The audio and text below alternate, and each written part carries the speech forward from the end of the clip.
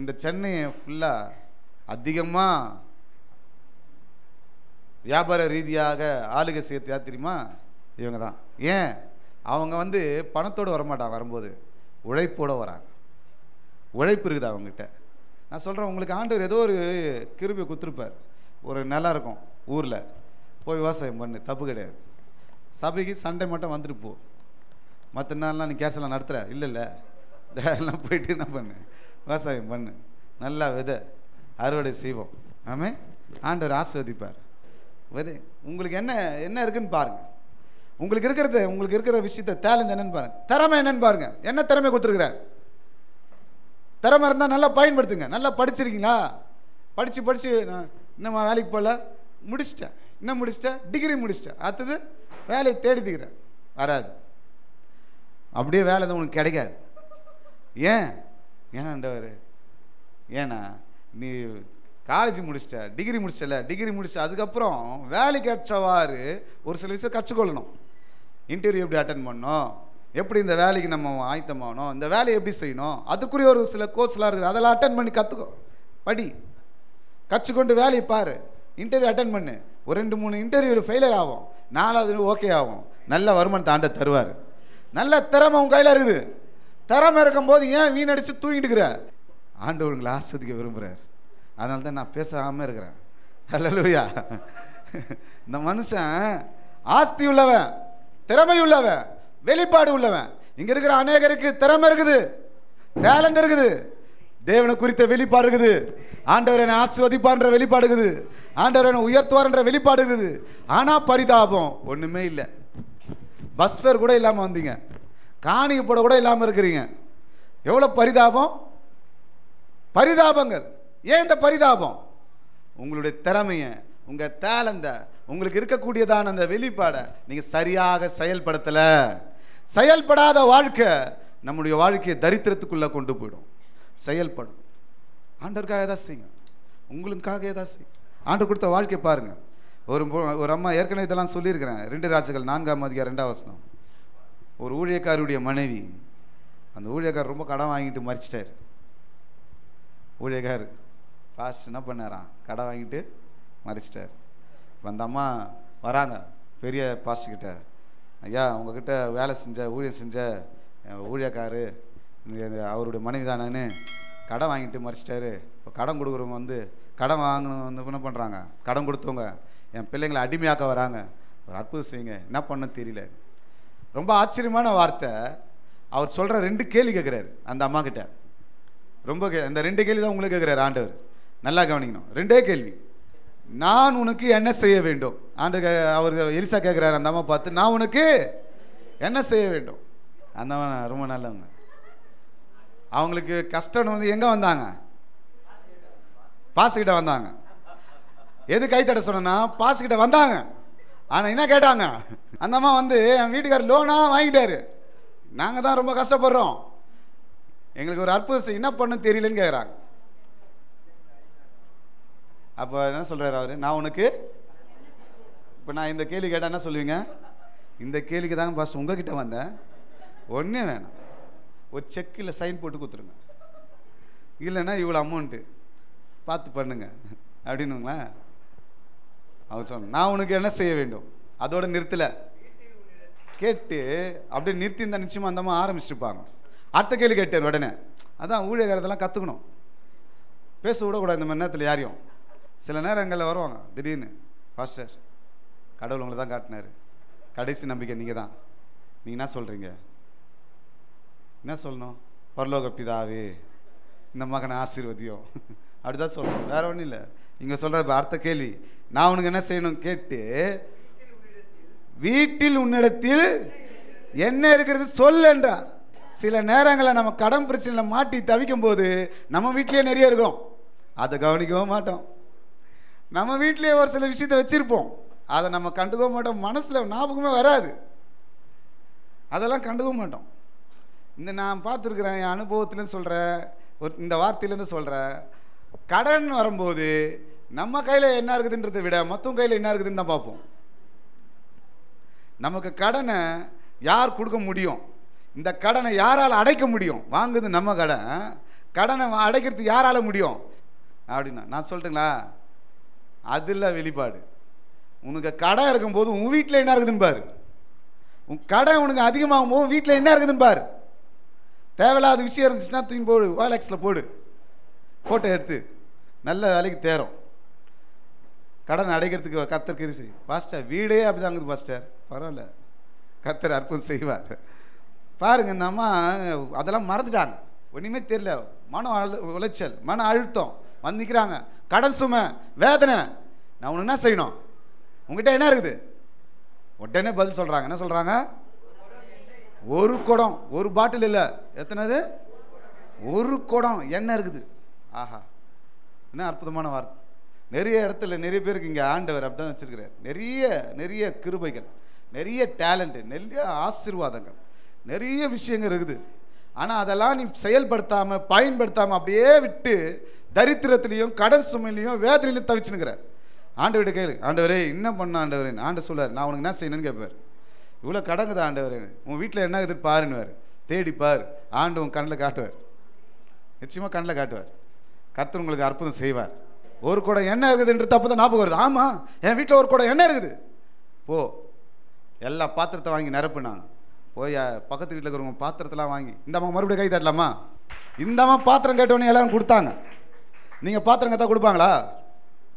போன முறை வாங்குன்னு வரல, அந்த தூக்கி எங்கெங்க வைப்பாங்க, அந்த டபரா எங்கே காணும். இந்த அம்மா எல்லா பாத்திரத்தையும் கேட்டோடனே கொடுத்து அனுப்புகிறாங்க. இந்த பிடி. இந்த அம்மா கடமே வாங்காதவங்க கை தட்டுங்க. இந்த ஐயா தான் கடை வாங்கிக்கிறார். இந்த அம்மா கடமை வாங்காதவங்க. கடனே உங்களுக்கு பிடிக்காது, கடனை அடைக்கணும்னு நினைக்கிறாங்க. இங்கே இருக்கிற ஒரு சில அம்மாமாருங்க ஆசைப்படுறீங்க, என் வாழ்க்கையில் கடனே இருக்கக்கூடாதுன்னு. ஆண்டவர் உன் வாழ்க்கையில் அற்புதம் செய்வார். இன்னைக்கு உங்களுக்காக நான் கடைசி ஜெபம் பண்ணுறேன். கடனே இல்லாத வருஷம் இந்த வருஷம், உனக்கு கடனை அடைக்கிற வருஷம் இந்த வருஷம். இந்த கடை என்னை விட்டு நீங்கணும்னு நினைக்கிறேன். அற்புதம் நடக்கும். உனக்கு கடை வாங்க பிடிக்கல, வீட்டுக்காரர் தான் உன்னை வச்சு பயங்கரமான பண்ணிட்டாரு. நீ வாங்கினா தான் கரெக்டாக இருக்கும், நீ வாங்கினா தான் தருவாங்க, நான் கேட்டால் தரமாட்டாங்க, நீ வாங்கினதை தருவாங்கன்னு சொல்லி அன்றைக்கி முன்ன தள்ளி விட்டு கடன் நானே வாங்கினேன்னு கேட்குறாரு. கவலைப்படாத, அவருக்கு புத்தி தெளிவு உண்டாவதாக, அற்புதம் நடக்கும். ஹல்லேலூயா. இந்த அம்மாவுக்கு கடை வாங்குற இன்ட்ரெஸ்ட் இல்லை. இந்த அம்மா கடத்தை சுமக்கணுன்ற ஆசையே இல்லை. போனாங்க, கேட்டாங்க, பாத்திரத்தை வாங்கினாங்க, நிரப்புறாங்க, ஒரே நிரப்பிட்டே இருக்கிறாங்க.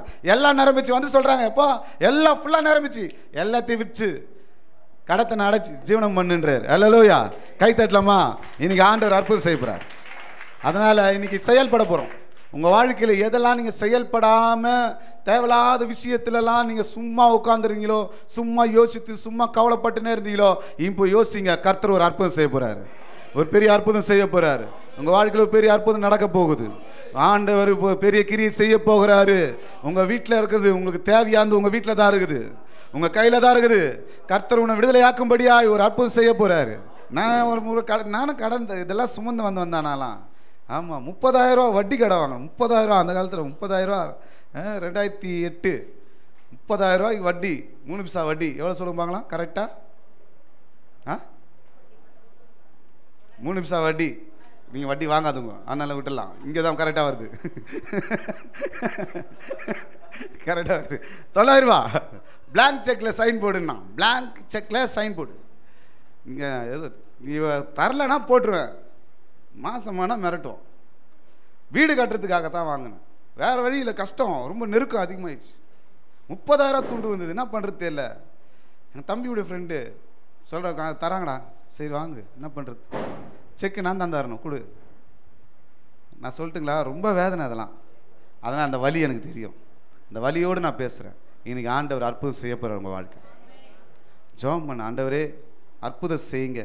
இந்த கடத்தில் இந்த வட்டியை நான் தரக்கூடாது. 2 மாதம் வட்டி கொடுத்துறேன், 3ஆவது மாதம் வட்டி தரும்போது அவ்வளோ வேதனை எனக்கு. வட்டி தரக்கூடாது, அற்புதம் செய்யுங்க, அற்புதம் செய்யுங்க ஆண்டவரே. உங்ககிட்ட என்ன இருக்குது, உங்ககிட்ட என்ன இருக்குது அப்படின்னு பார்த்தா, கடல் கிருபியா ஆந்திரா பேங்க்கில் ரொம்ப நாள் போட்டு வச்சுருந்துக்கிறேன். 500 ரூபா 300 ரூபா 200 ரூபான்னு அப்படி இப்படி போட்டு ரொம்ப வருஷம் அப்படியே விட்டுருந்தேன். எல்லா பேங்க் புக்கையும் எடுத்து பார்த்து, ஆந்திரா பேங்க் புக்கை எடுத்து பார்த்தாக்கா அதில் ஒரு 15,000 ரூபாய் தெரிச்சு. க்ளோஸு, பேங்க்லேயே இனிமேல் அக்கௌண்ட்டே இல்லை, நான் கேன்சல் பண்ணுறேன். ஏன்டா கேன்சல் பண்ணேன்? நான் கேன்சல் பண்ணுறேன், சின்ன பையனாகிறனால நான் கேன்சல் பண்ணுறேன், அவ்வளோதான். இப்போ என்ன வேணும்? மொத்தம் பணம் வேணும், வா 15,000 ரூபா. அதுக்கப்புறம் வேறு என்ன ஆகுது? எடுத்துன்னு போய் ஃபஸ்ட்டு 30,000 ரூபா கொடுத்தா அடித்தேன். நான் சொல்லட்டுங்களா, கர்த்தர் வாழ்க்கையில் அற்புதம் செய்வார். இன்றைக்கி ஆண்டவர் உங்களுக்கு வெளிப்படுத்த போகிறார்.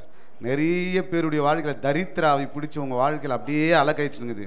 இன்றைக்கி உங்களுக்கு தூக்கம் இல்லாமல், நிம்மதி இல்லாமல், சமாதானம் இல்லாமல், சந்தோஷம் இல்லாமல் வாழ்ந்துருக்கிற இந்த பரிதாப வாழ்க்கைக்கெல்லாம் முற்றுப்புள்ளி வைக்கப்படுகிற நாள். எல்லாம் எழுந்திரிக்கலாமா? நான் ஜெபம் பண்ணுறேன். ஆண்டவர் ஜெபம் பண்ண சொல்கிறாரு. ஆவியானவர் உணர்த்துற ஒரு விஷயம் நான் ஜெபம் பண்ணுறேன். கடத்தோடு இருக்கிறவங்களா நல்ல கரங்களை உயர்த்துங்க. வட்டி கடத்தோடு இருக்கிறவங்கள உங்கள் வீட்டில் என்ன இருக்குதுன்னு உங்களை காண்பிக்க போகிறார். உங்களுக்கு நல்ல நல்ல உடைமைகளை ஆண்டவர் கொடுத்துருக்கலாம், நல்ல நல்ல நகைகளை கொடுத்துருக்கலாம், நல்ல விஷயங்களை கொடுத்துருக்கலாம். அதையெல்லாம் சரியாக பயன்படுத்தி கடத்திலேருந்து வெளியே வாங்க. கடத்திலேருந்து வெளியே வா. கடத்தில் இருக்காது, கடத்தில் இருக்காது. கடத்தில் இல்லாமல் எல்லாத்தையும் சம்பாதிச்சிடலாம். கடை இல்லாமல் நீ வாழும்போது எல்லாத்தையும் சம்பாதிக்கலாம். நீ கடத்தோடு இருக்கும்போது அது அட்டைப்பூச்சி. அது ஒரு அட்டைப்பூச்சி. உன் ரத்தத்தை, உன்னுடைய ஜீவனை, உன் பலத்தெல்லாம் உறிஞ்சி போயிடும். ஆண்டவர் கிரியை செய்கிற நேரம் இது. நல்லா விட்டு கொடு, நல்லா விட்டு கொடு. ஆண்டு சமூகத்தில் ஒப்பு கொடுங்க. ஒரு ரபகா தரபகலா ஷர்பகந்தனம்மா. செயலற்ற வாழ்க்கை, செயல்படாமல் இருக்கிற ஒரு சில இடம் சும்மாவே இருந்தது. சும்மாவே இருக்கிற வாழ்க்கையெல்லாம் தூக்கி போடுங்க. இனி நான் சும்மா இருக்க மாட்டேன், ஏதாவது நான் செய்வேன், ஏதாவது ஒரு வேலையை செய்வேன், ஏதாவது நான் செய்வேன். நான் சும்மா இருக்க மாட்டேன். நான் சும்மா தேவையில்லாமல் நேரத்தை வீணடிக்க மாட்டேன். நான் சும்மா கடன் சொல்லிட்டு சும்மா இருக்க மாட்டேன். நான் சும்மா கடன் வாங்க மாட்டேன். நான் சும்மா தேவையில்லாத விஷயத்தை செய்ய மாட்டேன். நான் சும்மா செயல்படாமல் இருக்க மாட்டேன். நான் செயல்படுவேன். நான் செயல்படுவேன். என் கடன் என்ற பாரம் நீங்கும்படி நான் செயல்படுவேன். அந்த சாபம் விளங்கும்படி நான் செயல்படுவேன். ஒப்புடும் கரங்களை உயர்த்துங்க. நான் ஜெபம் பண்றேன். ரபாலா கபதரியா ரபாட்டர் பஹந்த ரபா ஓரா பாடா கடா தடா ரதனமானா ரிபாலா ஷட் பஹுது ரிபியானா. இயேசுவின் நாமத்தினால ஆண்டவரே உம்முடைய ஊழியக்காரனா ஜெபிக்கிறேன். சபையில் ஆண்டவரே கடத்தோடு வேதனையோடு இருக்கிறவங்களுக்கான பாரத்தோடு ஜெபிக்கிறேன். இயேசுவின் நாமத்தினால அந்த கடன் என்ற சாபம் முறிக்கப்படுவதாக. கடத்திலிருந்து பரிபூர்ண விடுதலை உண்டாவதாக. அந்த ஆண்டவரே அந்த கடனை அடைப்பதற்கு தேவையான பணம் இவர்களுக்கு உண்டாவதாக. இவங்க வீட்டில், இவங்களுடைய கரத்தில், இவங்களுடைய ஆண்டவரே டெபாசிட்டில், இவங்களுக்கு சேவிங்ஸில், இவங்களுடைய விஷயத்தில் எது இருக்குதுன்னு நினைவுபடுத்துங்க ஆண்டவர். அந்த கடனை அடைச்சி முடிக்கட்டும். அந்த கடன் இல்லாத ஒரு வாழ்க்கை வாழட்டும். ஞாபகப்படுத்துங்க, நினைப்பூட்டுங்க, நினைப்பூட்டுங்க, நினைப்பூட்டுங்க. இயேசுவின் நாமத்தினால கடத்தினால ஒடுங்கி போயிருக்கிற எல்லா பொல்லாப்பின் வல்லமைகளாம், எல்லா ஒடுக்கிட்டு இருக்கிற பொல்லாப்பின் வல்லமைகளாம் இயேசுவின் நாமத்தில் பட்டு போகட்டும்.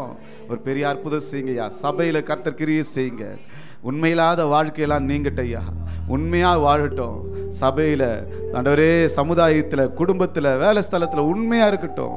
உண்மையாக வாழக்கூடிய ஒரு வாழ்க்கை தாங்கப்பா. உண்மையாக ஒரு சிலர் உண்மையில்லாமல் இருந்ததுனால பிள்ளைங்க பாதிக்கப்படுறாங்க. ஒரு சிலர் உண்மையிலாம் இருக்கிறதுனால குடும்பம் பாதிக்கப்படுது. அதெல்லாம் உணராமல் இருக்கிறாங்க.